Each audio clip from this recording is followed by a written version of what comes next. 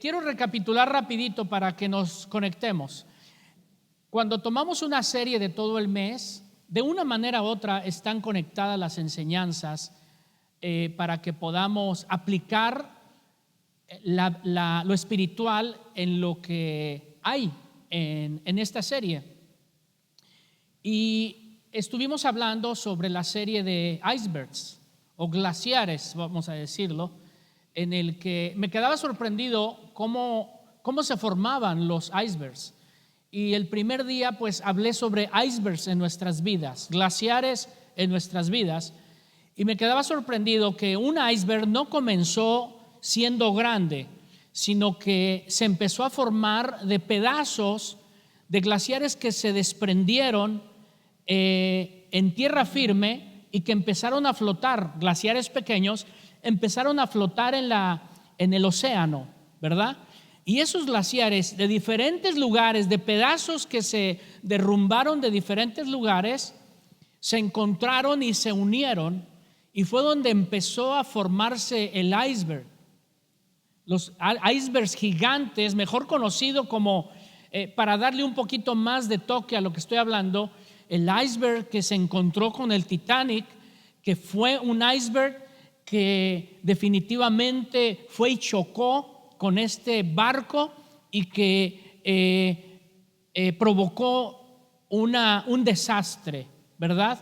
Donde murieron muchas personas y donde la historia sigue viva, en donde nada más ni nada menos, no por eso saqué esto, pero nada más y nada menos, muy popular, el Titán, el sumergible que cobró la vida de 5 personas, precisamente yendo a navegar, a explorar lo que quedó en el pasado, en la historia.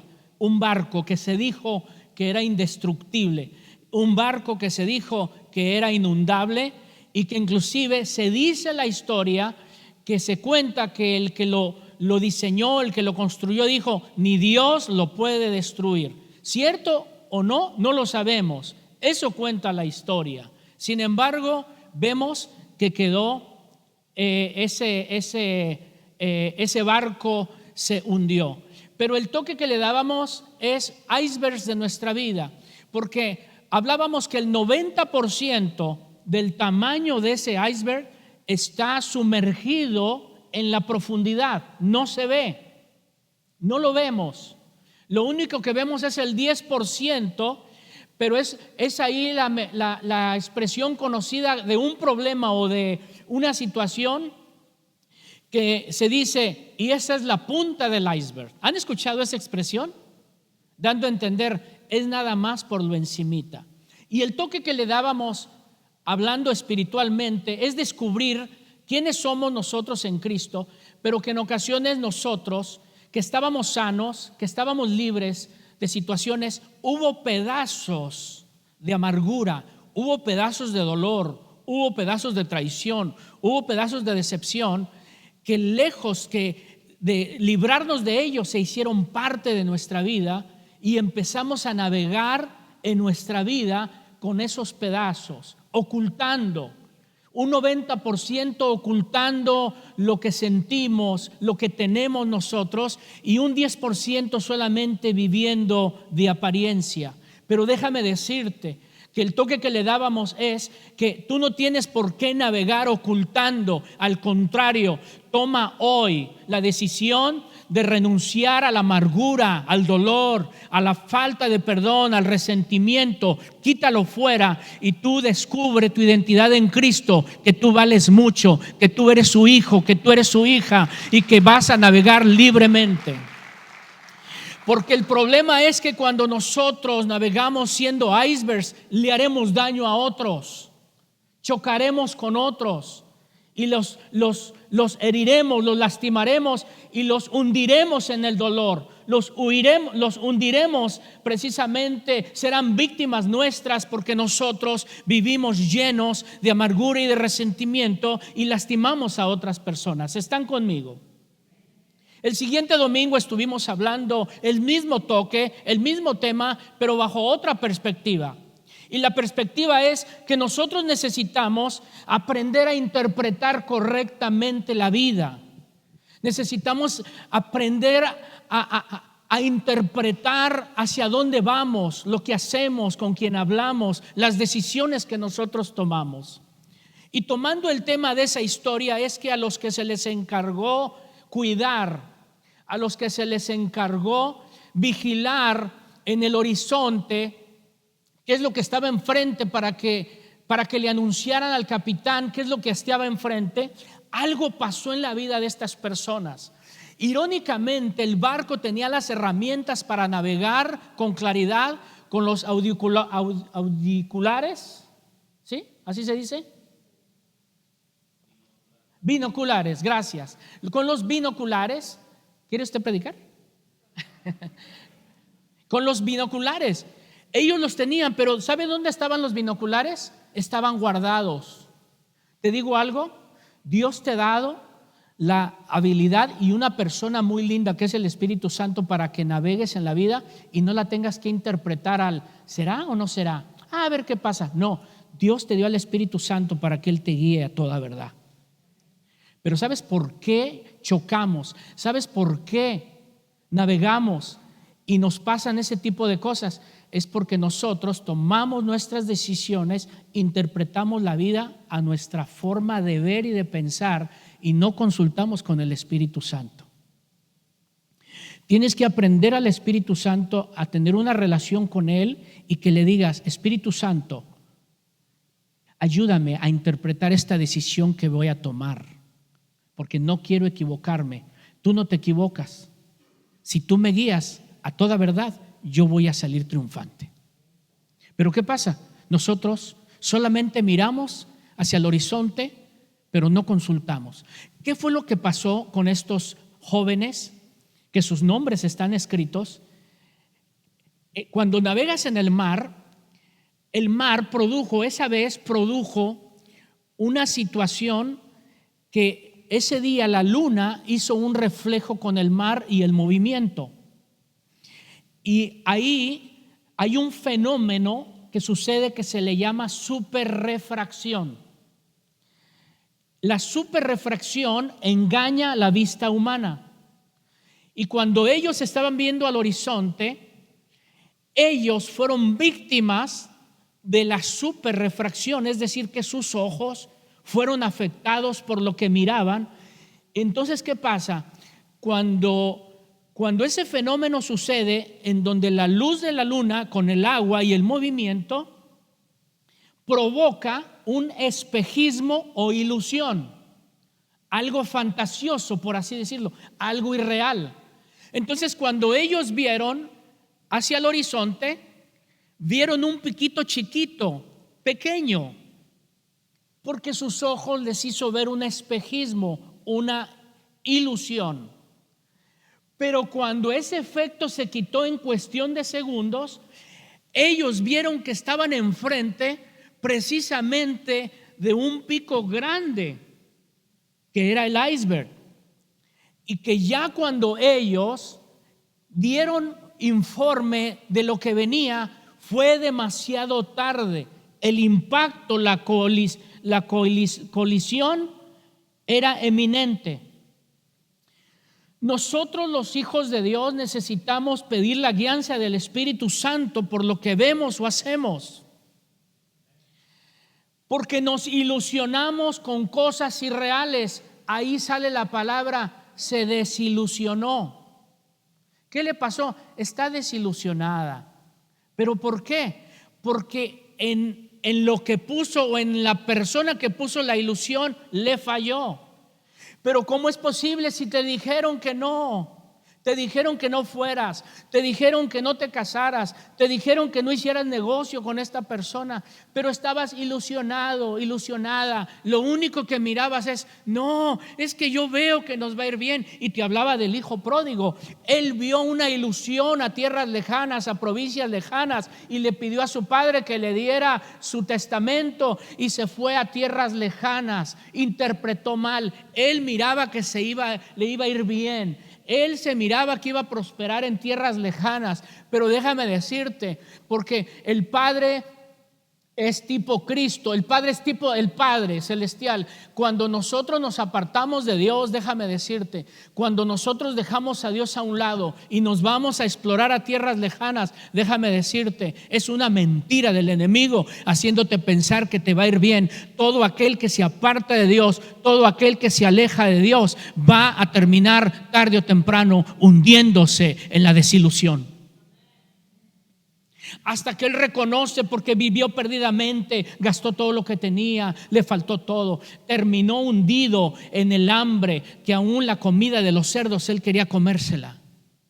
Eso es lo que pasa cuando un hombre se aparta de Dios, termina aún queriendo comer comida de demonios. Perdónenme la palabra que diga, porque el demonio, los cerdos es un sinónimo de inmundicia y de demonios. Pero ¿qué decía? Lo que aprendíamos, pero volvió en sí. ¿Cómo que volvió en sí? ¿Estaba dormido? Sí, estaba hipnotizado, estaba ilusionado en algo que diga, y él mismo se dijo, ¿qué estoy haciendo yo aquí? ¿Por qué estoy aquí? ¿Cuántos en la casa de mi padre tienen que comer, tienen ropa, tienen abrigo, y yo aquí estoy muriendo? Pero ¿cómo es que no te diste cuenta cuando vivías ahí? Es que ¿sabes lo que pasa? Que dice que estamos tan familiarizados con las bendiciones, con la persona, con la honra, que terminamos faltándole al respeto. ¿Me captaron lo que les dije? Estamos tan familiarizados con la bendición de tener un plato de comida, de tener abrigo, de tener techo, de tener aire acondicionado, que terminamos faltándole el respeto. Cuando hay otros que no tienen. Claro, no es culpa tuya, no me malentiendas.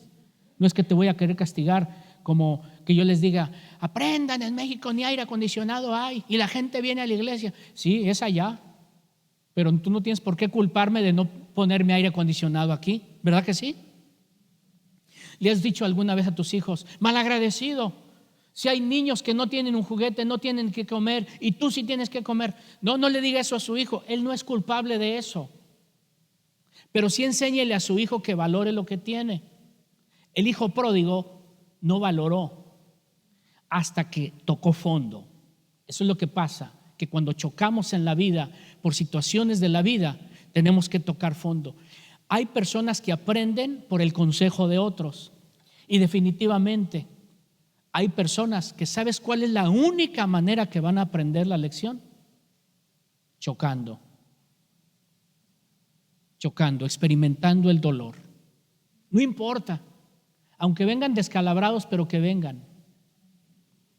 No a comunidad de fe, a Dios. Comunidad de fe solamente predica la palabra, pero lo que comunidad de fe hace es que predica al Dios real, al Dios vivo. Que tú estés donde estés, te encuentres donde te encuentres, Dios escucha tu oración, y si tú clamas a Él, Él te va a levantar, Él te va a sanar, Él te va a restaurar y Él te va a levantar para que sigas adelante en el nombre de Jesús. Ahora quiero darle otro toque seguido con esa serie de icebergs en nuestras vidas, que está relacionado con el mismo acontecimiento que sucedió hace muchos años. Historias que siguen vivas. Y permíteme llevarte paso a paso el por qué le puse este título, Historias que siguen vivas. Hay muchas historias de acontecimientos que han quedado en el pasado, y lo único que alimenta es el recuerdo de quien lo narra. Hay personas que cuentan sus historias. Esas personas yo les llamaría los sobrevivientes del pasado, de lo que pasó. Hay todo tipo de narradores. Hay narradores que por carne propia experimentaron lo que experimentaron y lo cuentan y queda registrado en la historia hasta el día de hoy. Hay narradores que se basan a lo que alguien les contó, alguien les dijo, pero la realidad no es el 100% fidedigno, o sea, no es el 100% real, porque de una manera u otra algo se va a desviar, algo se va a transgiversar y al último no se contó realmente lo que era, pero al final de cuentas te acerca un poco a lo que sucedió.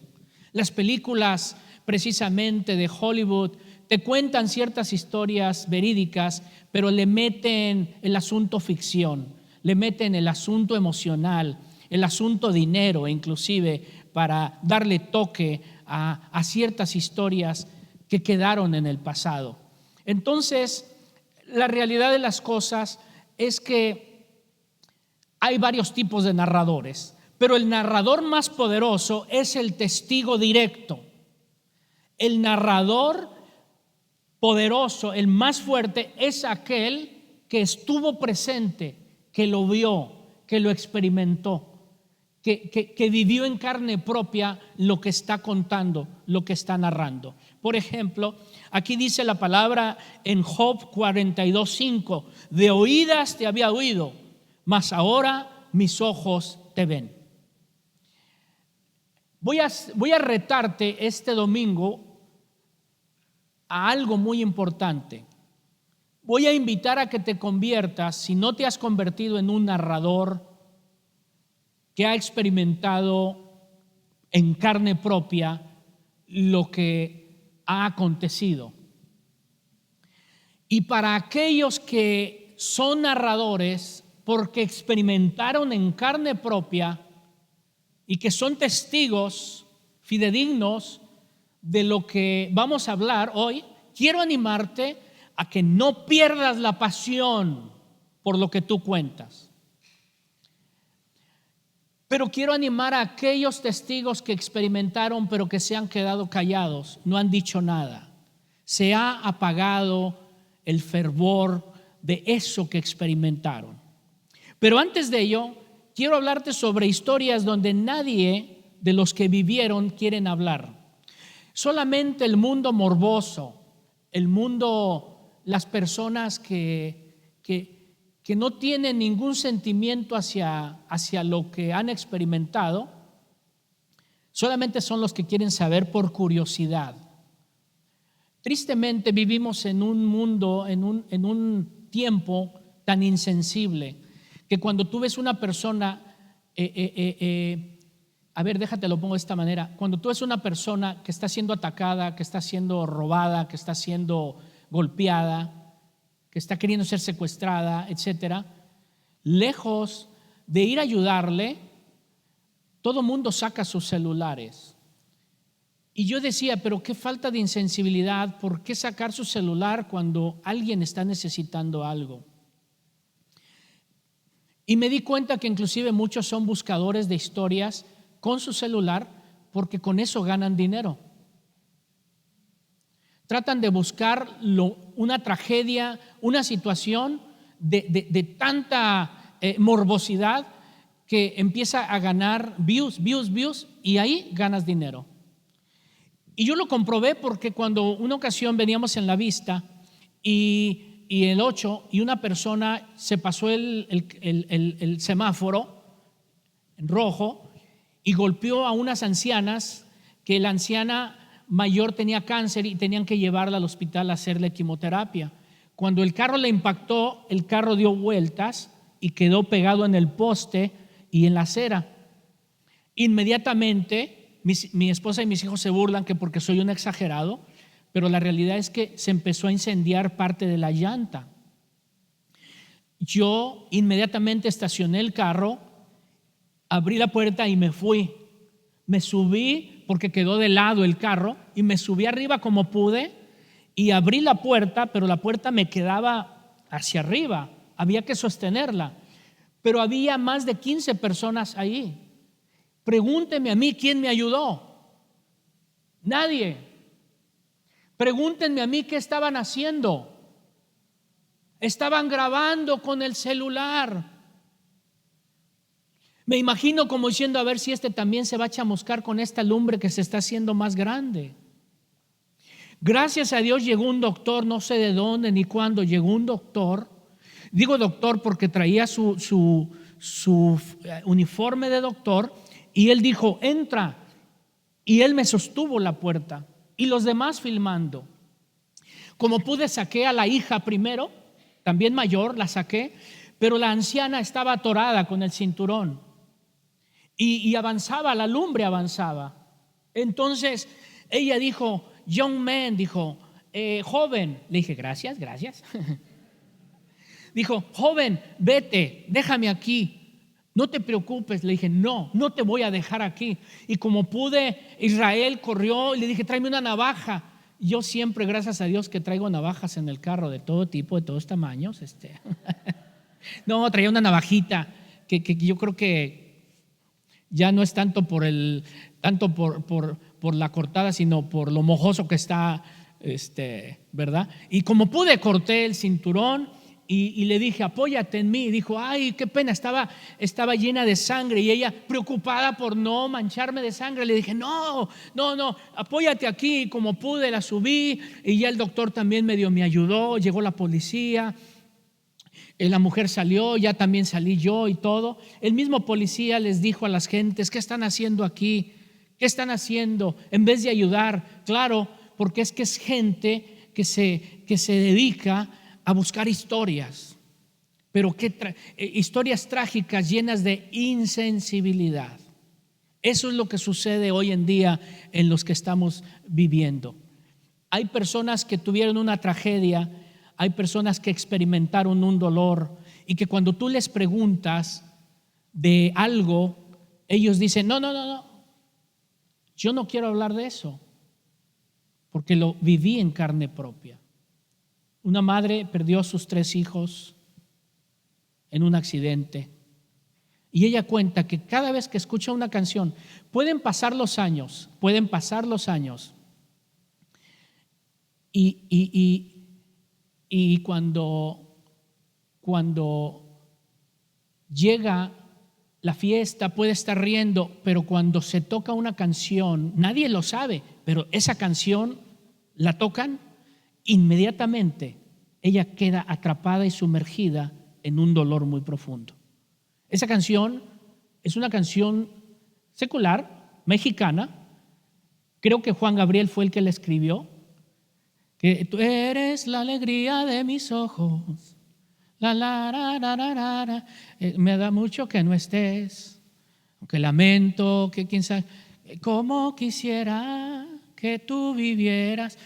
Es una canción tremenda, escrita por gente que extraña a un ser querido y quisiera que tus ojitos nunca se hubiesen cerrado, y etcétera. Hay gente que se sume en el dolor por una situación tan trágica que trae tantos recuerdos, tantas historias que traen dolor. Déjame contarte de 3 historias que quedaron marcadas en el pasado, pero que fueron trágicas estas 3 historias. Pero te voy a hablar de una historia, y esta es la razón de mi mensaje, que sigue viva y que no está atrapada en un pasado, y que esta historia en la que voy a culminar es una historia que trae vida, que trae esperanza y que trae alegría para aquellos que se atreven a experimentarla. Pero hay 3 historias que ustedes y yo no me dejarán mentir. En 1933 se levantó un hombre llamado Hitler, en el que casi arrasa con todos los judíos. Y me di cuenta que ni siquiera fue solamente con los judíos, sino que también con su propia raza, en los alemanes, porque el hombre decía que tenía que exterminar a los imperfectos y que quería una raza perfecta, en este caso. Pero en 1933, llamado el Holocausto nazi, o el Holocausto judío, más bien quiero decir, que queda registrado y que hay museos en diferentes lugares. Aquí en Houston hay museos en donde hay lentes, donde hay cabellos, donde hay libros, donde hay historias, donde hay ropa, donde hay maletas. En Israel fuimos al museo allá en Israel, el más grande, de los miles y miles de judíos, desde adultos hasta niños, niñas que murieron. Ahí están sus nombres, ahí hay árboles que están en memoria de ellos, las hermanitas Tembún, Ana Frank, las historias que quedan narradas por sobrevivientes inclusive. Hay hombres y mujeres que sobrevivieron al Holocausto nazi, y por eso sabemos, y por eso tenemos idea. pero son ellos los que experimentaron en carne propia lo que vivieron. Pero son historias. Pero también quiero hablarte de los sobrevivientes de los Andes. En 1972, un diciembre de 1972, unos jóvenes atletas uruguayos viajan, me parece que a Argentina, y van por los Andes. Se estrella el avión y parte de los pasajeros mueren, pero 19 jugadores quedan vivos, que son los sobrevivientes. Ellos cuentan la historia. La historia es que ellos vieron morir a sus familiares y amigos que venían con ellos. Pero ¿qué va más de la historia? ¿Qué enseña más la historia? Que hicieron lo inimaginable estos sobrevivientes, que se tuvieron que comer a sus compañeros para sobrevivir. ¿Cuántos escucharon esa historia? ¿Verdad que sí? ¿Cuántos ya andaban aquí haciendo destrozos en el 72? Yo apenas estaba dando mis pasitos. Yo soy del 70, hermanos. Al 72 yo le echo que no gateando, ya daba mis pasitos. Pero ¿quién de ustedes ya andaba haciendo relajo, andaba noviando, andaba... perdón, es que yo soy el mayor aquí, ¿verdad? Se me olvida. En el 72 tienen que comer a sus compañeros para poder sobrevivir. Y esos sobrevivientes los entrevistan y cuentan la historia. Los sobrevivientes del 9/11 cuentan la historia. ¿Cuántas historias hay? En las que salen películas ahí, muchas películas. Pero quiero concentrarme en una misma también. En el 14 de abril de 1912 quedan los sobrevivientes del Titanic. Todo lo que se sabe y todo lo que se encontró en lo profundo fue corroborado precisamente por sobrevivientes. Ellos cuentan lo que había en ese barco. Uno de ellos cuenta que ese barco tenía diferentes niveles y posiciones financieras para los pasajeros. Y la parte más baja, que fueron los que más murieron, era gente que venía a buscar a Nueva York una mejor vida, en busca de una mejor vida. Y de ahí iba en diferentes niveles. Uno de ellos cuenta, yo nunca lo había escuchado, pero como me puse a estudiar un poquito de eso de historia, dicen que el barco Titanic tenía un cuarto secreto y que ese cuarto secreto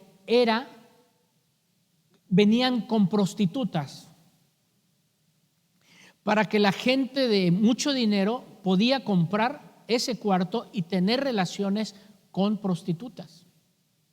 Eso nadie lo cuenta, porque eso es lo que pasa, que la historia se cuenta lo atractible, pero nada cuenta lo oscuro o lo secreto.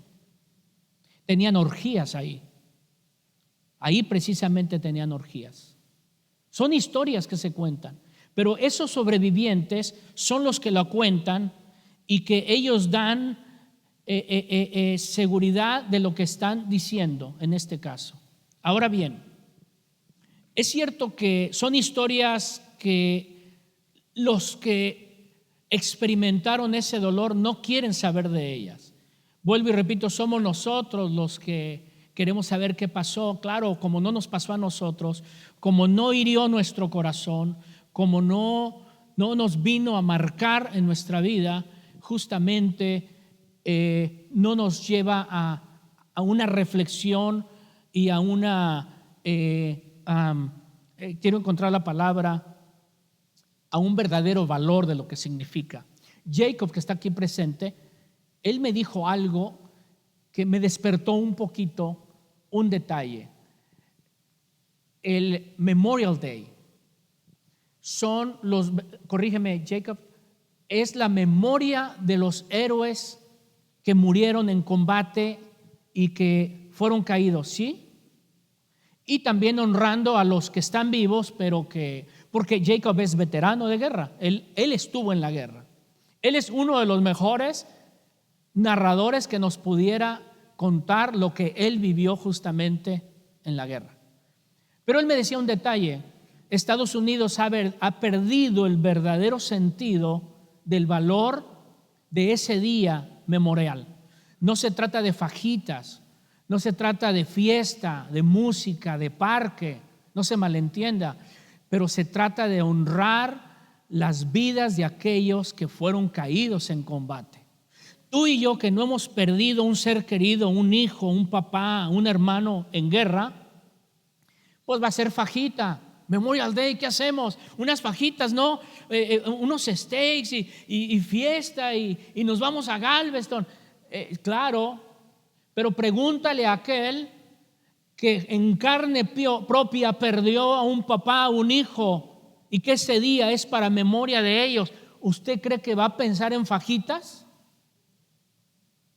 ¿En fiesta? No.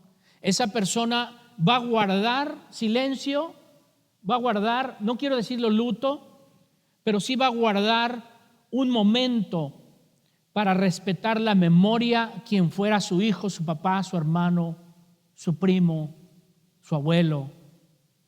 Se fija las dos perspectivas de lo que nosotros podemos narrar en nuestra vida. Yo te pregunto, ¿qué tipo de narrador eres tú?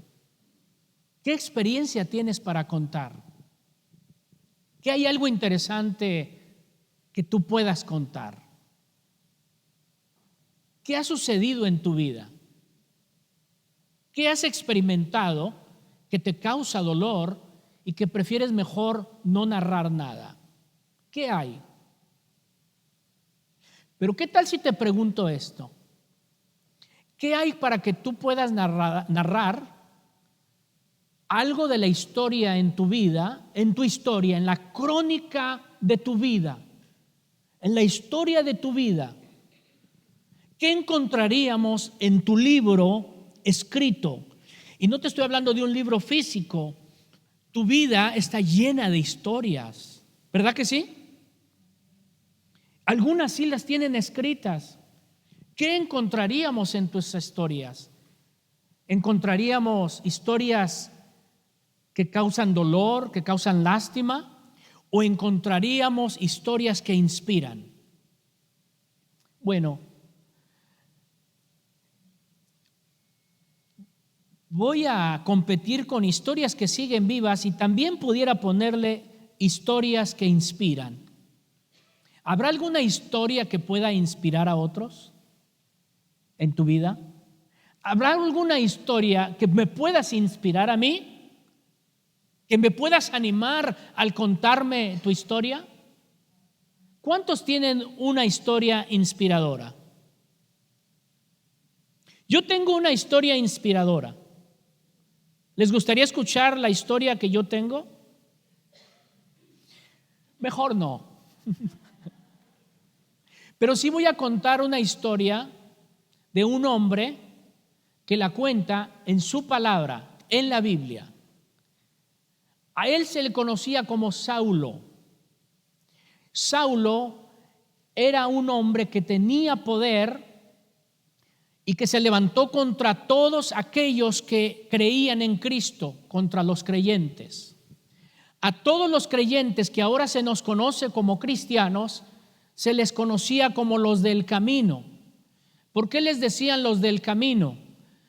Porque Jesús dijo: yo soy el camino, la verdad y la vida, y nadie viene al Padre si no es por mí. Y ellos se identificaban como los del camino, porque a Jesús se le conocía que Él dijo: Él es el camino.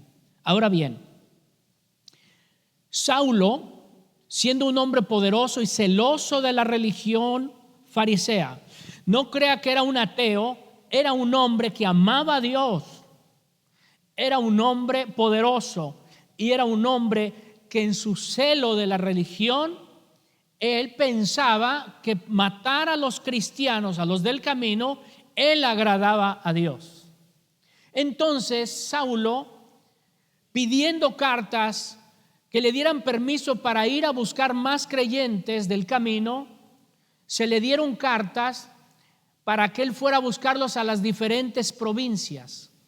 Pero hubo un día, y ahí comienza la historia de este hombre Saulo. Quiero que te identifiques porque tú eras un antes y ahora eres un después, si es que así lo has decidido en tu vida. ¿Por qué digo eso? Porque todos en un momento dado sin Cristo éramos el Saulo. Pero ahora ya no somos el Saulo, ahora somos el Pablo que tuvo un encuentro con Cristo Jesús. Y ahí comienza la historia inspiradora. Una historia que ayuda, una historia que causa alegría, que causa paz. Ahorita te voy a decir por qué. Bien, entonces aquí comenzamos, que en esta historia es diferente la que vamos a hablar. Voy rápido, hermano. Esta historia que vamos a hablar es diferente. ¿Por qué? Porque no solamente está guardada en el pasado, sigue presente esta historia y sigue viva. ¿Por qué sigue viva? Porque esta misma historia que pasó hace años sigue presente y sigue obrando en las vidas de aquellos que abrazamos esa historia que transforma nuestras vidas. Entonces, para los que hemos tenido una experiencia sobrenatural, ya no nos trae tristeza. Es cierto que vivíamos en muerte, es cierto que vivíamos en desilusión, es cierto que vivíamos en tristeza, pero desde que experimentamos esto mismo que experimentó Saulo, nuestra vida cambió. Se fue la tristeza, se fue el dolor, se fue la muerte y ahora nuestra historia sigue viva porque tenemos vida en Cristo Jesús, aleluya. Se fue el dolor y la desilusión y ahora viene la esperanza. ¿Cuántos están conmigo?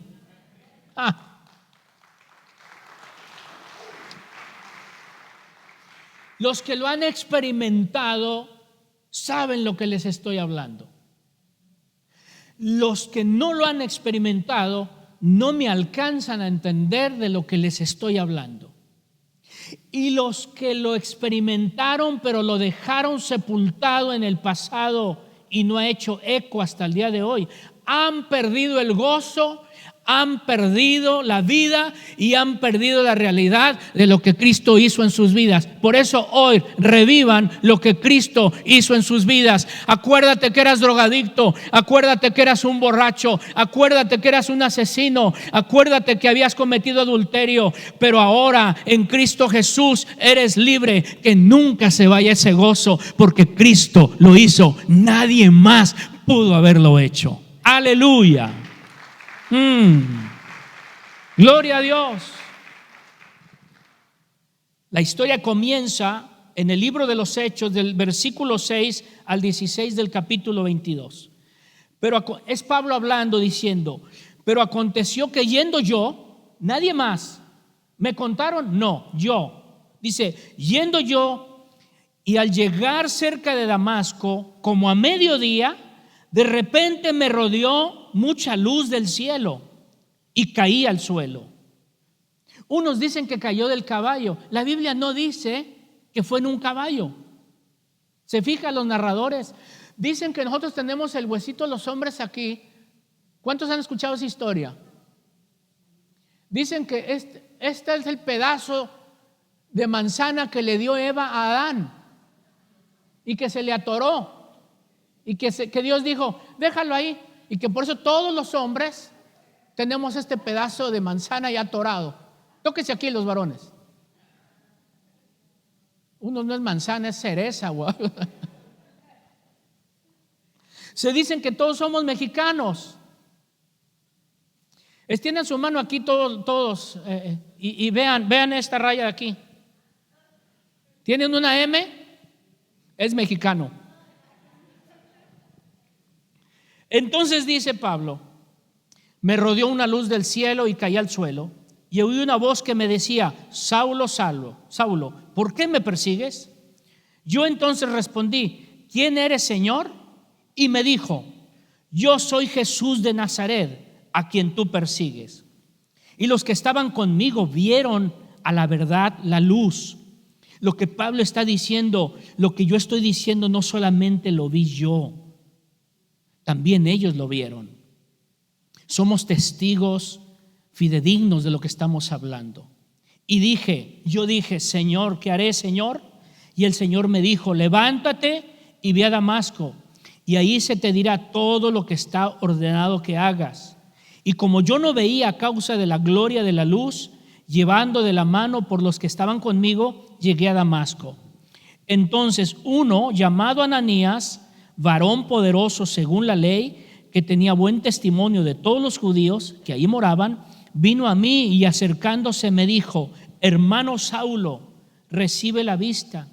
Y yo en aquella misma hora recobré la vista y lo miré. Y él dijo, el Dios de nuestros padres te ha escogido para que conozcas su voluntad y veas al justo y oigas la voz de su boca, porque serás testigo suyo a todos los hombres de lo que has visto y oído.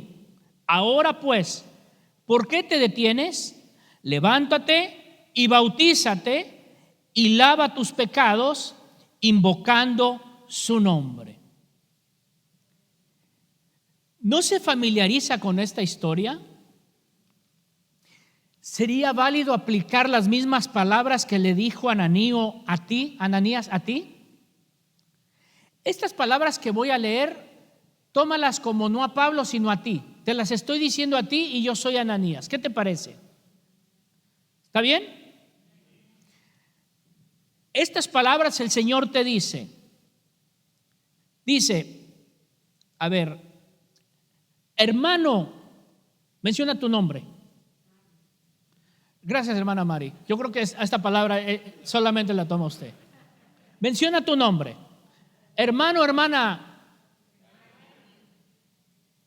Unos no la quieren mencionar porque no les conviene. Pero te voy a animar, si no la mencionas, no es un soborno, Me estás diciendo que tú no quieres ser el testigo que el Señor está buscando para que tú testifiques a otros lo que Cristo hizo en tu vida. ¿De acuerdo? Muy bien. Hermano, hermana, recibe la vista. Y yo en esa hora recobré la vista y lo miré. Entonces aquí viene, recibe esta palabra. Y él dijo: el Dios de nuestros padres te ha escogido para que conozcas su voluntad. ¿Cuántos creen que Dios los escogió a ustedes para que conozcan la voluntad de Dios?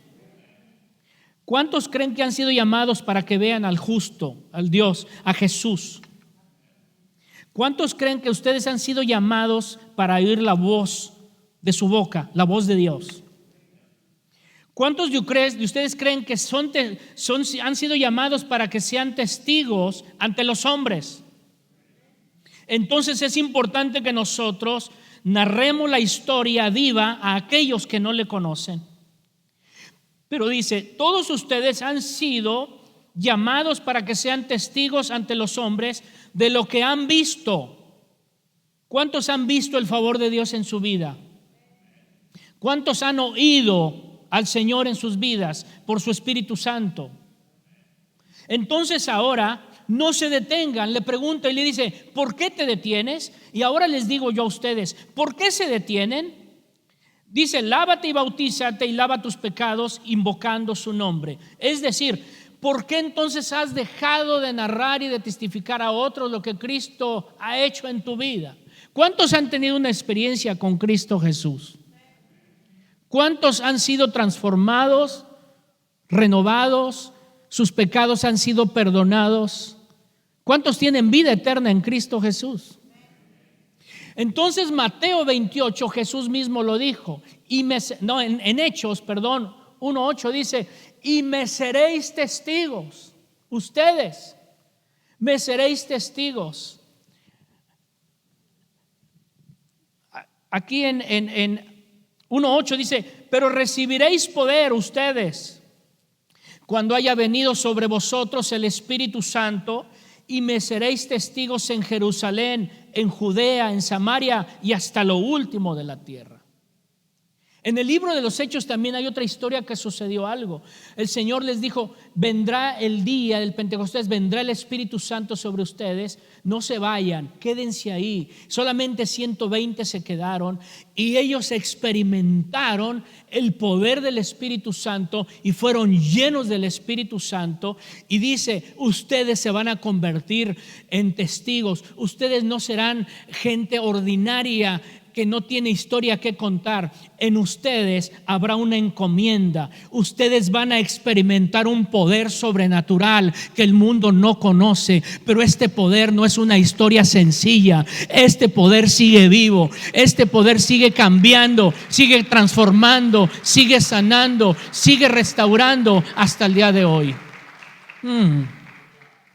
Yo creo en el poder de Dios.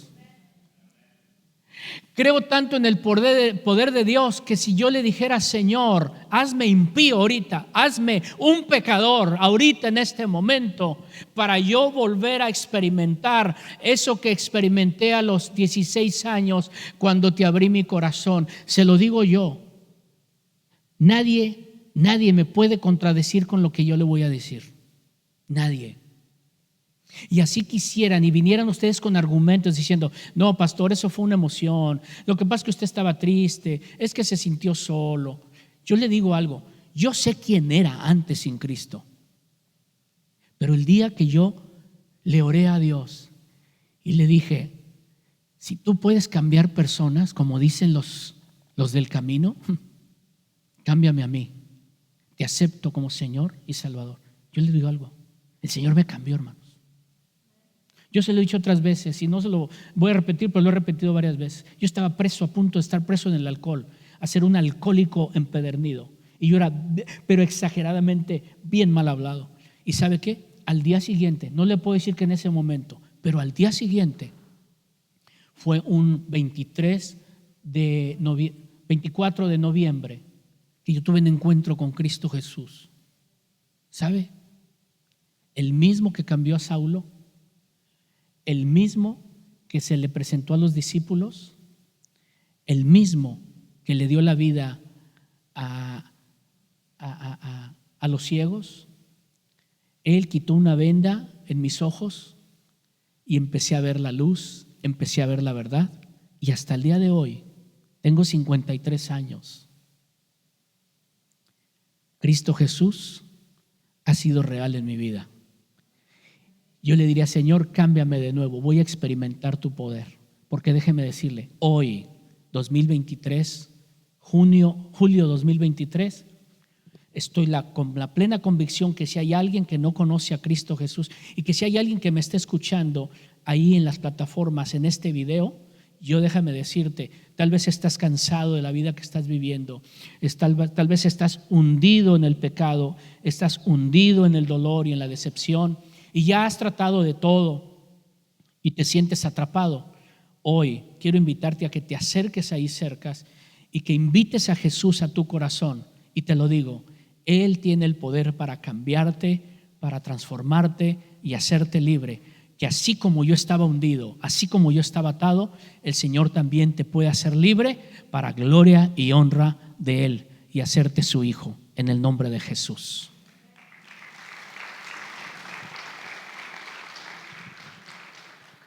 Cuando Pablo testifica de esa experiencia que tuvo en Cristo Jesús, comienza su nueva historia. Comienza a ser un nuevo narrador.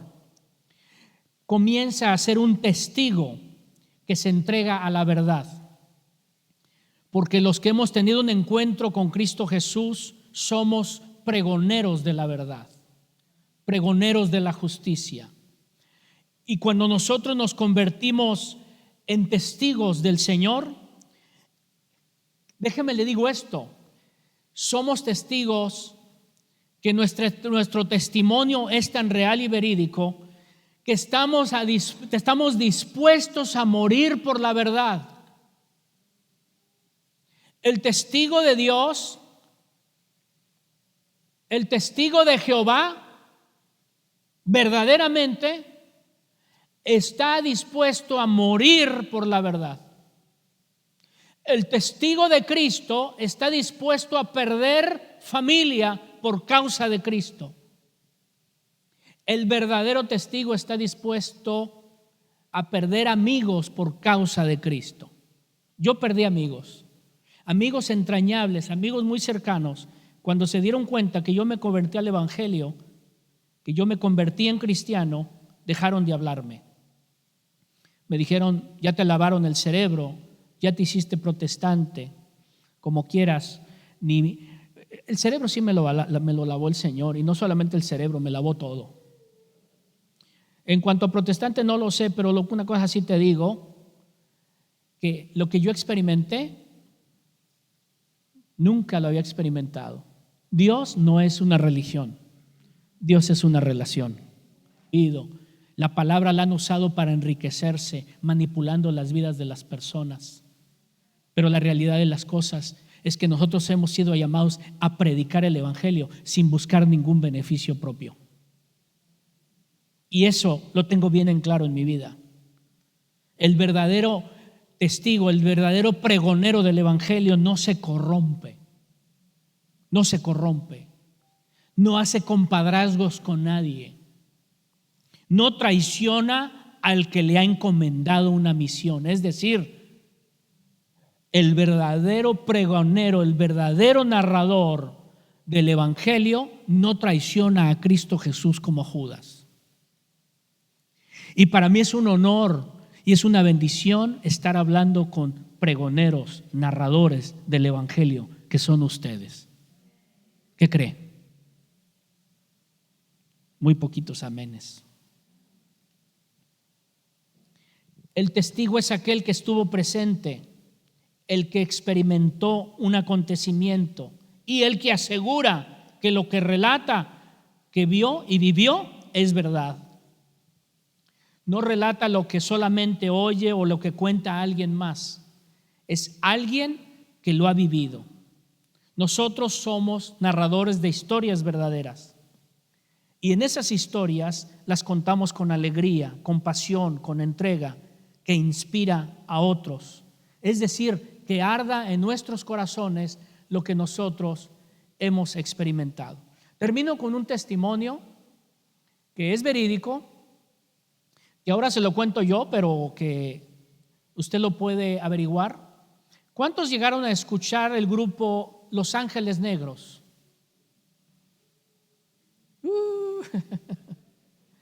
Alguien ayúdeme, ¿de qué año son Los Ángeles Negros?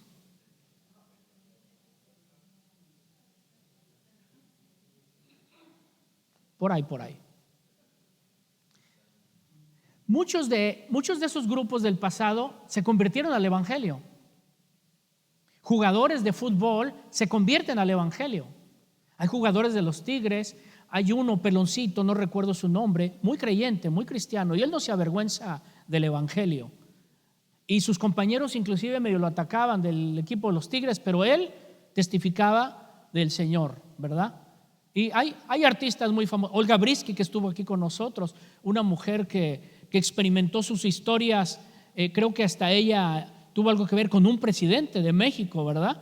Pero miren, el Señor la alcanzó, ¿verdad? Este cantante vocalista de Los Ángeles Negros cuenta la historia, él cuenta su testimonio, porque eso es. Las narraciones de historias son testimonios que pueden valer cuando son verdaderos o pueden dañar cuando son falsos. Por eso hay mucha gente en la cárcel hoy que son inocentes, pero por un testigo que dio un testimonio mal, vino a dañar a esas personas inocentes. Pero le digo algo, lo que es falso en cualquier momento se le cae la careta, pero lo que es verdadero a nadie le tiene que bajar la mirada. ¿Sabe por qué? Porque lo que está hablando, lo que está diciendo y lo que está viviendo es verdad. Bueno, y este cantante dice que lo que cuenta él es que su matrimonio estaba a punto de destruirse, tenían muchos problemas. Una de ellas es porque los músicos y cantantes que viajan mucho viven una vida muy inestable, viven una vida muy llena de pecado inclusive. Muchos cantantes están envueltos en promiscuidad, mujeres, vino, música, drogas, ambiente. Y él estaba viviendo ese tipo de vida. Y una ocasión le dijo a su esposa, él cuenta, que cuando regresaran iban a prepararse para llenar los papeles del divorcio. Pero ellos tenían un hijo ciego de nacimiento. Su niño nació ciego de nacimiento. Y cuando este hombre se fue, cuenta la historia que su esposa todos los días iba, escúcheme esta parte, está muy rica esta parte que le voy a decir. Iba a las tortillerías. Aquí no se usa mucho la tortillería porque pues no se usa, pero desde México para abajo, El Salvador, corríjanme, Guatemala, Honduras, hay un lugar donde venden tortillas, ¿sí o no? Y tenemos que hacer cola precisamente para ir a comprar tortillas. Y algunos mañosos y colmilludos miraban a la vecina que ya iba a llegar y tú estabas hasta mero atrás y le dices, medio kilo. Y la vecina que ya estaba enfrente te decía, sí, está bien. Entonces ella compraba su kilo y después decía, y me da otro medio kilo. Y me acuerdo que la que servía las tortillas doblaba la tortilla de mero arriba para poner el otro medio kilo. ¿Cuántos lo llegaron a ver? Gracias, hermano Carlos. Creo que nosotros nomás somos de esa época. Aquí puros bebés. Estoy hablando con puros bebés ahorita, ¿verdad?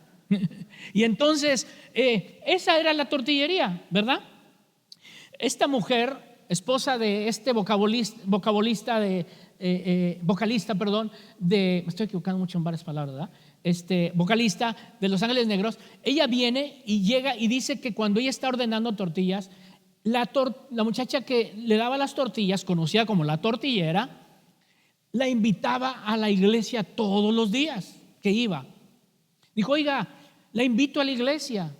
Y esta mujer cuenta que ya estaba hasta fastidiada, que ya hasta ni quería ir a comprar tortillas con tal de no verse con esta jovencita que la invitaba a la iglesia.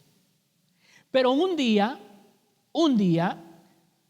porque a todos nos llega el día y ahí es donde empezamos a escribir la historia. ¿Cuántos dicen amén? Ella viene y dice, ay, me voy a encontrar otra vez con esta, pero ay, le voy a decir que sí esta vez para ya quitármela de encima. Entonces viene y le dice, oiga, entonces ¿qué ha pensado? ¿Me va a acompañar? Dijo, sí, está bien. ¿Dónde se reúnen? Aquí atrás.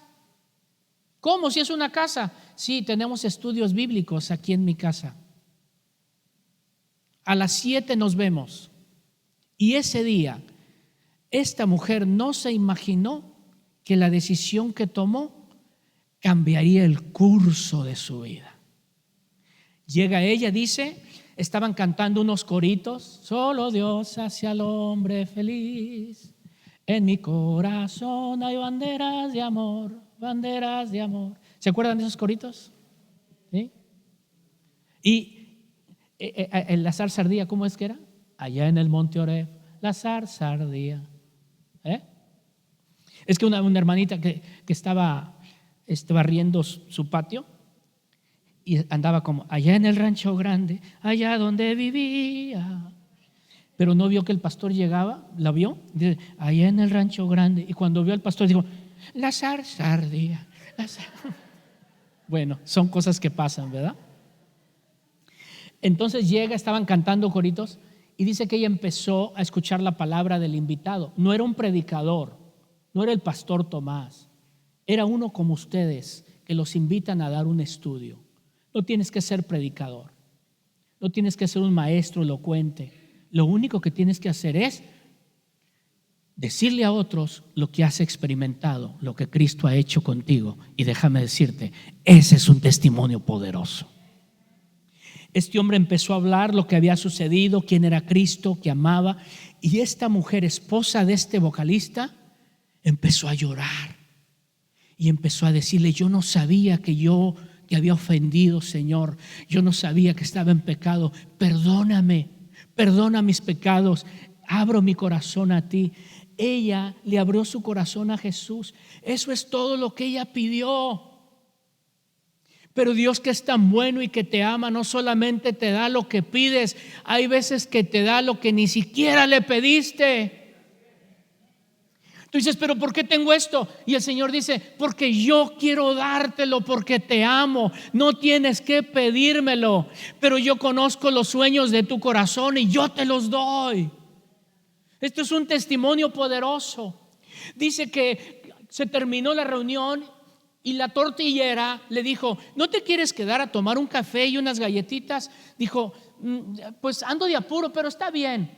Por compromiso se queda con el café y las galletitas, pero su hijo ciego está a un lado, nunca se le despega. ¿Están conmigo? Nunca se le despega. Y de repente ella empieza a ver que su niño está jugando con un carrito. Y empieza a ver que el niño está haciendo movimientos. Pero ella, un poquito acostumbrada a su hijo ciego, el niño le dice, mami, mira, y señala el carrito. Y ella lo ve y al momento lo ignora, pero de repente llega a un espacio que queda atrapada en lo que acaba de ella de experimentar y va viendo y diciendo, ¿qué me está diciendo mi hijo? Y lo mira, dice, mi hijo, ¿me miras? Sí, te estoy viendo, mamá. Dios sanó al niño de la ceguera. ¿No lo cree, verdad? No lo cree. No lo creen, ¿verdad? Algunos. Eso no es nada. Dios hace un milagro poderoso tan grande que le dijo a los propios discípulos Jesús. Los discípulos fueron 70 o 90 que fueron enviados. Ayúdenme. 70 llegaron contentos. Maestro, los demonios se nos sujetan en tu nombre. Jesús dice, ¿a poco se alegran por eso? ¿Eso les causa alegría? Alégrense más. Créeme esto que te voy a decir. Alégrense porque tu nombre está inscrito en el libro de la vida. Aleluya. Mi nombre está inscrito en el libro de la vida. ¿Cuántos lo creen? Llega, se llama Ismael, creo, de la Puente, el vocalista. Llega a lo lejos en su camión donde ellos viajaban y empieza a caminar. Y él dice que él ve un bultito que viene corriendo hacia él. Y él no alcanzando a distinguir, pero él alcanza a escuchar, a decir, papi, papi, que venía directo a él. Dice él que cuando iba caminando sentía como que se quería derrumbar, como que si entró en una burbuja que se quería desmayar, como un espejismo, como no lo puedo creer, como que estoy viendo a mi hijo ciego de nacimiento que viene corriendo hacia mí, y que cuando lo ve y lo abraza, él se está dando cuenta de algo que ni siquiera puede creerlo aún teniendo abrazado a su hijo. Pero después de que ya realiza tan grandioso milagro, llega con su esposa, pero con un desespero. Con un desespero diciendo, ¿qué hiciste? ¿A dónde lo llevaste? ¿Cómo es que puede ver? Y ella dice que pues también en shock dice, no sé, yo nomás fui con la tortillera. Fui a sus reuniones y ahí pasó esto. El niño recobró la vista, recibió la vista. Ese hombre se convirtió al evangelio. Dejó el grupo de los ángeles negros.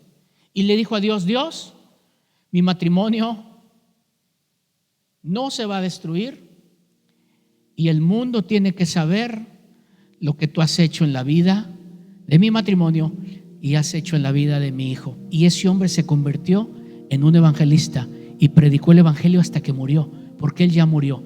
El Señor ya lo llamó a su presencia. ¿Qué te parece los que han experimentado la bondad de Dios? Dime si no deberíamos ser pregoneros, narradores, evangelistas de las buenas nuevas del evangelio que es Cristo Jesús. Aleluya. Ponte de pie por un momento. Te pudiera decir quédate sentado, Pero quiero invitarte a que te pongas de pie junto conmigo. Ponerse de pie es una acción, es un símbolo y es una representación de quién quiere ser pregonero de la verdad. ¿Quién quiere ser narrador de una historia que sigue viva y que sigue transformando? Y cuando te pones de pie es una expresión de yo.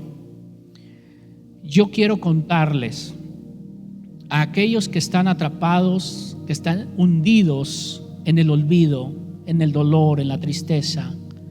Quiero decirles que Cristo Jesús tiene el poder para transformarlos. Hay una historia que yo la viví en carne propia. Una mujer llamada Félix estaba olvidada por su familia. La tenían en un cuarto oscuro, no la atendían. Ella estaba en un estado de esqueleto, se estaba secando en vida. Y un día yo, de niño, jugando con mis amigos, tocó la casualidad, que yo no creo en casualidades. Fuimos a jugar al patio de mi amigo donde ella estaba en ese cuarto oscuro, y yo oía una voz que decía: Nico, dame agua, Nico, dame agua. Y mi amigo Nico decía: cállate, Félix, no molestes.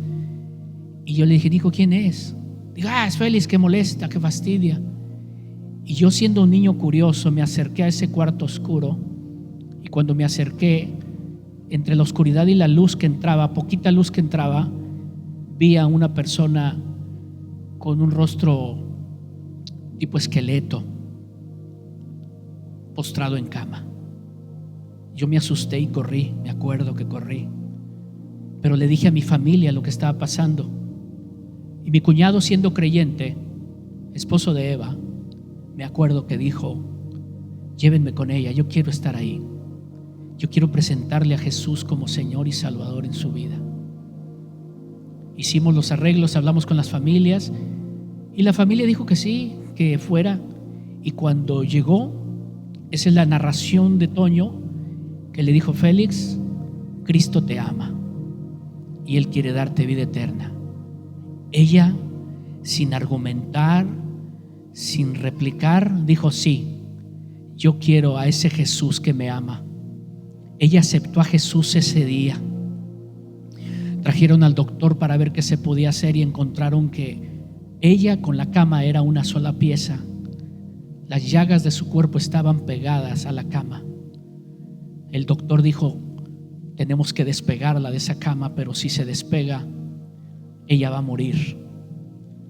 De antemano se tuvo que hacer lo que se tuvo que hacer, pero les digo algo: ella murió.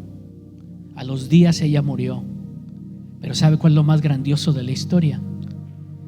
Que si ella algún día pensó que en ese cuarto oscuro iba a quedar olvidada, hay un Dios que nunca se olvidó de ella. Y que si tuvo que usar a un niño jugando, y si tuvo que usar a una persona que se atrevió a decir: yo quiero ir a ese cuarto para llevar las buenas nuevas, así fue. Y sabes, Félix, la que a nadie le importaba, a Dios le importó mucho y le dio vida eterna y salvación. Y esas son las historias que tú y yo debemos de llevar a aquellos que viven en oscuridad, que viven en temor, que viven en sombra de muerte. Que luz resplandezca sobre de ellos. Tú y yo tenemos familia, tenemos amigos, hijos, padres, hermanos, parentela, compañeros de trabajo que necesitan escuchar historias que dan vida. Y yo hoy te reto, hoy te animo a que cobres vida lo que Cristo hizo en ti y le compartas a otros lo que Él ha hecho en ti.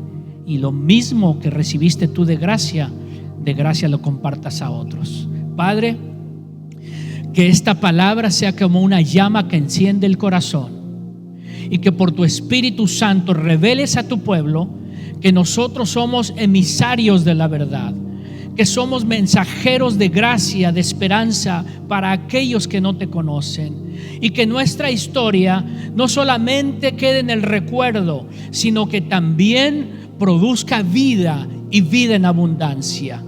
Por eso hoy, Señor, hoy declaramos esa palabra.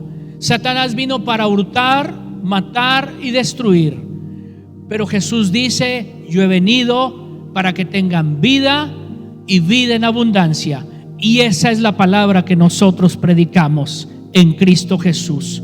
Levanta tu iglesia, unge a tu iglesia con el poder de tu Espíritu Santo para que podamos ser testigos a las naciones en el nombre poderoso de Jesús. Amén. Amén. Aleluya. Gracias, Señor. Gracias, Señor. Aleluya.